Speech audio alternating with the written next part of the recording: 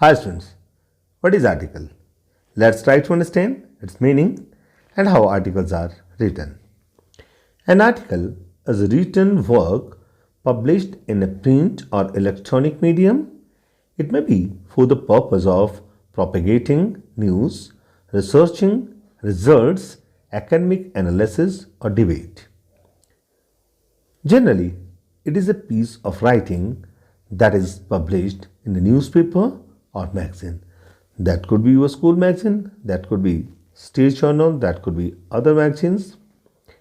जहाँ तक हम आर्टिकल की बात करते हैं, लेख की बात करते हैं, तो लेख का मतलब है कि कंपोजिशन का ऐसा पार्ट है जो जनरली किसी इलेक्ट्रॉनिक या प्रिंट मीडिया में के माध्यम से पब्लिश किया जाता है और मुख्यतः इसमें किसी भी समाचार को प्रोपोगेट करने के लिए, किसी रिसर्च के परिणाम को बताने के लिए, कुछ एकेडमिक एनालिसिस रिसर्च वर्क के लिए या कोई डिबेट वाद विवाद की इश्यूज़ को लेकर के, और जनरली हम किसी न्यूज़पेपर या मैगजीन के लिए आर्टिकल या लेख को लिखा करते हैं.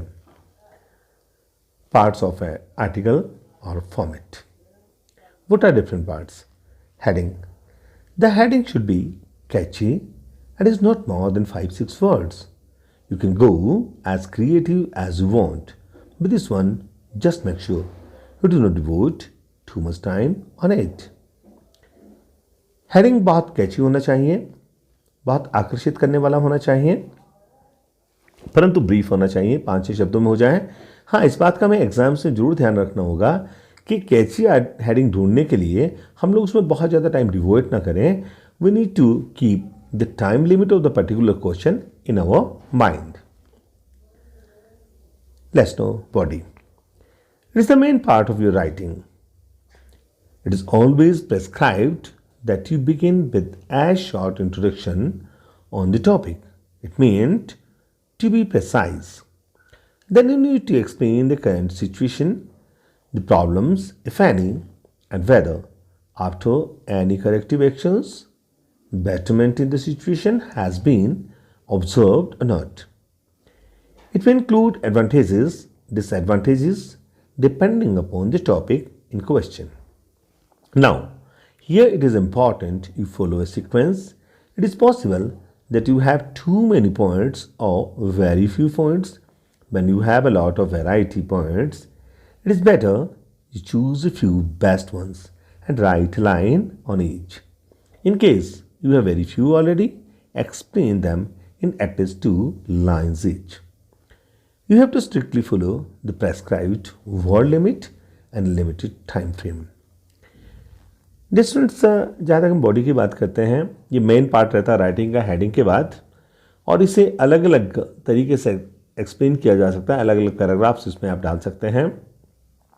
और साथ ही हम लोग को इस पर बात ध्यान रखना होगा कि अगर किसी प्रॉब्लम से रिलेटेड इशू है तो उस प्रॉब्लम के एक्सप्लेन करते करते उसके कॉजेज, उसके इफेक्ट्स, उसके एडवांटेजेस, डिसएडवांटेजेस, और साथ साथ उसके लिए, उस प्रॉब्लम के सॉल्यूशंस के लिए हमारे पास कौन कौन से ऐसे सजेशंस हैं वो हमें ज़रूर सजेस्ट करने होंगे. अगर हमारे पास पॉइंट्स कुछ कम आते हैं दिमाग में तो ध्यान रखें उन पॉइंट्स के ऊपर हम लोग 2-2, 3-3 लाइन्स लिखें, और अगर पॉइंट्स या हेडिंग ज़्यादा आते हैं तो हम लाइन्स को कम कर सकते हैं. Now, how to develop body of an article. ये बॉडी थी, अब कैसे डेवलप करें. पैराग्राफ 2 और पैराग्राफ 2 and 3. पैराग्राफ फर्स्ट आपने हेडिंग दे दिया. सेकेंड, थर्ड में हम क्या करते हैं. Now this part can be written in either 1 or 2 paragraphs. You are required to do a complete analysis of the subject matter in question. It may include types. In how many forms does the problem exist? You are required to mention the various possibilities types if there exists. Current scenario, then you need to explain the current situation, the problem, if any, and whether after any corrective actions, betterment in the situation has been observed or not. As we have already discussed it earlier, it may include advantages, disadvantages, we have discussed the issues, and causes and effect relationship, develop the causes and effect relationship.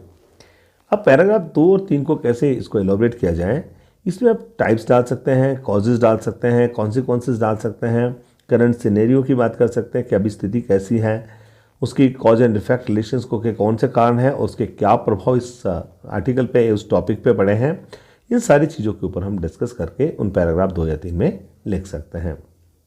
अब paragraph 4 में या paragraph 3, इसके बाद अगर 2 लिखा है पहला तो 3, और अगर 2-3 में हमने कंक्लूड 2 चीज़ें कर दी तो पैराग्राफ 4 में the conclusion, it is the concluding paragraph, it is important to conclude what you have started. Never leave an article open-ended. Now, it is to be remembered that wherever you elaborate a problem, you always have to mention the solutions or steps being taken to improvise the situation. आपको paragraph 4 में इसे conclude भी करना है, उससे पहले आप उसके सुझाव भी देंगे। उस सुझाव पे हम डिटेल्स भी चर्चा करेंगे कि उस समस्या के समाधान के लिए कौन कौन से आपके पास सुझाव हैं, या ऐसी कोई प्रेडिक्शंस हैं, पर्सनल प्रॉब्लम्स में भी इंक्लूडेड, इन चीज़ों का भी जिक्र कर सकते हैं। And here also you could add some glitter to your art piece with some quotes. हाँ, कोटेशंस को आप अपने आर्टिकल में किसी की भी कोटेशंस को डाल सकते हैं, उससे हमारा आर्टिकल और इम्प्रेसिव बन जाता है और रीडिंग के लिए बहुत इंटरेस्टिंग भी हो जाता है।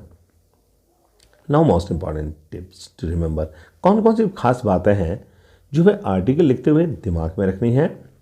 Number 1, always begin with your strongest point. You can accommodate the weaker ones in between and end with another strong point. सबसे पहली चीज़ यही है कि हमारा जो सबसे स्ट्रांग पॉइंट है, जो सबसे अच्छा पॉइंट हमें लगता है, सबसे फैसिनेटिंग पॉइंट लगता है, उससे हम शुरुआत करें। एक्स्ट्रा मटेरियल को आप बीच में या अंत में डाल सकते हैं। Feel free to give your personal opinion in 1 or 2 lines. Composition कोई भी हो, हम लोग वहाँ पे अगर अपने आइडियाज़ को एक्सप्रेस करें तो बहुत बेहतर रहता है।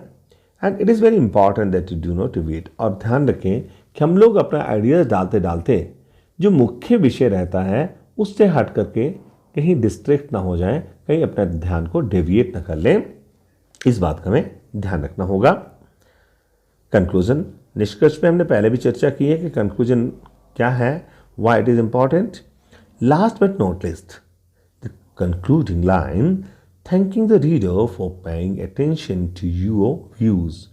It is very important to conclude what you have started. Never leave an article of your answer open-ended. ध्यान रखें, कंक्लूजन हम मानते हैं कि लास्ट लाइन्स होती हैं, परंतु कम इम्पॉर्टेंट नहीं है। और यहाँ पे हम अपने रीडर्स को थैंक्स भी कर सकते हैं कि जिन रीडर्स ने हमारे टेक्स्ट को पढ़ा है। आप पूरी की पूरी जो समरी आपने आर्टिकल लिखा, उस समरी को ब्रीफ में यहाँ पे आप कंक्लूड करने का कोशिश करें, तो ये कंक्लूडिंग सेंटेंसेस होंगे और हमें किसी भी क्वेश्चंस को एंड अवश्य करना चाहिए। Important tips for article writing, use language which is suitable for the audience of the reader. ऐसे हम आर्टिकल में लैंग्वेज का इस्तेमाल करें किन के लिए, सपोज करो आप कोई एलिमेंट्री क्लासेस के स्टूडेंट्स के लिए आर्टिकल लिख रहे हैं, तो वहाँ आपका वोकेबलरी कोई 12th स्टैंडर्ड का या कॉलेज यूनिवर्सिटीज़ का नहीं होना चाहिए। Simple vocabulary what we can expect from 8th class student to read और टू अंडरस्टैंड।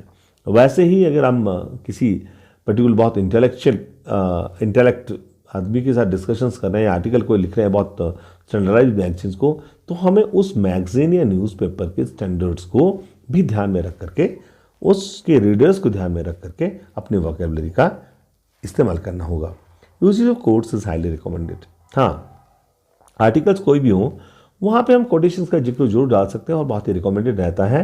कहीं आपने संस्कृत के कोई श्लोक डाल दिए, कहीं पे आपने कोई हिंदी का जो रेलिवेंट टू द मटेरियल, ऐसे कोई रेफरेंसेस डाल दिए, किसी फेमस वेटर्न हमारे जो स्कॉलर्स हैं उनकी कोटेशंस को आप डाल सकते हैं। Read as many samples as you can, और ध्यान रखें जितना ज़्यादा हम लेख को लिखते हैं, सबसे पहली चीज़ जो हमारा लेख है वो डिपेंड करता है रीडिंग पर। तो अपनी रीडिंग हैबिट को डेवलप करें, बहुत ज़्यादा पढ़ते रहें, बहुत ज़्यादा लेखों पे पढ़ें। जितना ज़्यादा पढ़ेंगे उतने ज़्यादा प्रैक्टिस करके लिख सकते हैं। द गिव न्यू आइडियाज़, और ये जो लेख हम पढ़ते हैं उससे हमें नए आइडियाज़ मिलता है, नए ओपिनियन मिलते हैं। प्लान बिफोर यू पैन, और जब आप लिखते हैं उससे पहले एक प्लानिंग जरूर कर लें कि हमें कैसे आर्टिकल को लिखना है। The presentation is very important. अगली बात आती है प्रेजेंटेशन, यानी उन तथ्यों को जो आपने नोट किए हैं उन्हें किसी पर्टिकुलर सीक्वेंस के साथ जरूर लिखें, वो हमारा प्रेजेंटेशन होता है।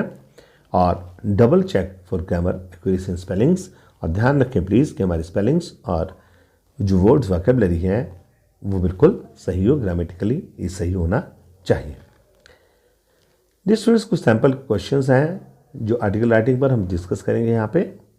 Number 1, grow more tree to reduce pollution. Write an article in 150-200 words on the topic given above for your school magazine. आपने स्कूल मैगजीन के लिए ग्रो मोर ट्रीज पर एंड रिड्यूस पॉल्यूशन एक आर्टिकल लिखना है. How to start. Article का heading होगा grow more trees to reduce pollution. Radhika writer कौन है? इसने लिखा है राधिका ने. Trees are poems the earth writes upon the sky. इसने सबसे पहले कोटेशन डाल दिया है. Trees and plants are one of the main reasons why mankind came into existence. The importance of planting trees has been emphasized time and again. This is because of the numerous benefits they offer. Trees exhale oxygen and inhale carbon dioxide to maintain the ecological balance in the environment. They also absorb all the harmful gases and give us fresh air to breathe. Second में क्या लिखते हैं paragraph में? Let's go. Not only this, they serve as a habitat for birds and various species of animals. This is not it. Trees help in controlling water pollution and preventing soil erosion. The places inhabited by large numbers of trees are quite cooler. Unfortunately, urbanization is leading to clearing of forests and parks despite the numerous benefits they offer. The only way left to preserve them and reap these benefits is by growing them at a faster rate. As Chinese proverb states, the best time to plant a tree was 20 years ago. The second best time is now. So, do a bit and make this place more beautiful. Thank you. Article में आप चीज़ें लिखती है कि अब हमने यहाँ पे डाला, शुरू में भी प्रोवर्ब से हमने उसे एक कोटेशन से स्टार्ट कर दिया और इसको चाइनीज़ प्रोवर्ब से हमने इसे कंक्लूड कर दिया. बीच में कुछ डिटेल्स दी कि ट्रीज़ के क्या क्या बेनिफिट्स हैं, कौन कौन से फ़ायदे हैं, एनवायरनमेंट्स को कैसे ये प्रोटेक्ट करता है, और हमारा पैराग्राफ या आर्टिकल हमारा खत्म हो गया, which contains 3 paragraphs. Now the second question. India is land of diversity. One way in which it makes us feel proud of it is the number of festivals we enjoy. Write an article in 150-200 words on festivals of India. You are Karun. आपको करुण और करण के नाम से festivals of India के ऊपर कुछ article लिखना है. Festivals in India. It is said that greatness of a culture can be found in its festivals.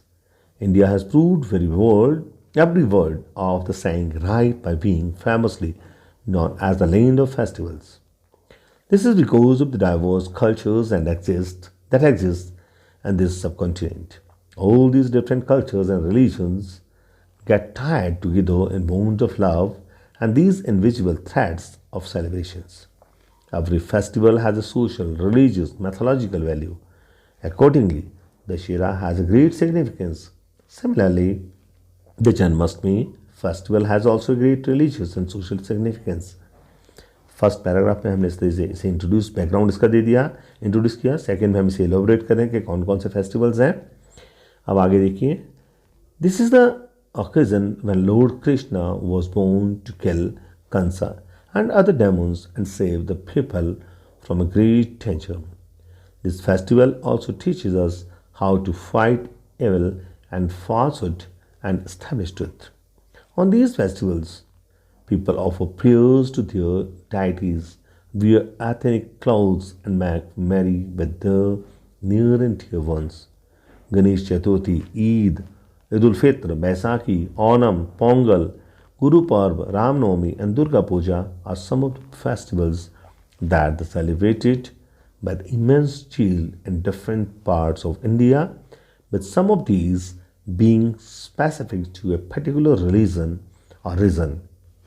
No wonder our country is called land of festivals. Thank you. तो अब हमने और details इसमें आगे कर दी. जन्माष्टमी की डिटेल्स हमने बताई, दशहरा की डिटेल्स बताई, इसके साथ ही और धर्मों के भी फेस्टिवल्स, उसमें चाहे ईद उल फित्र था, बैसाखी थी, ओणम था, पोंगल था, गुरु पर्व था, ऐसे फेस्टिवल्स का हमने जिक्र करके डिस्क्राइब कर दिया और लास्ट में हमने कंक्लूड कर दिया. No wonder our country is called the land of festivals. Dear students, thank you very much for watching it. Thanks a lot.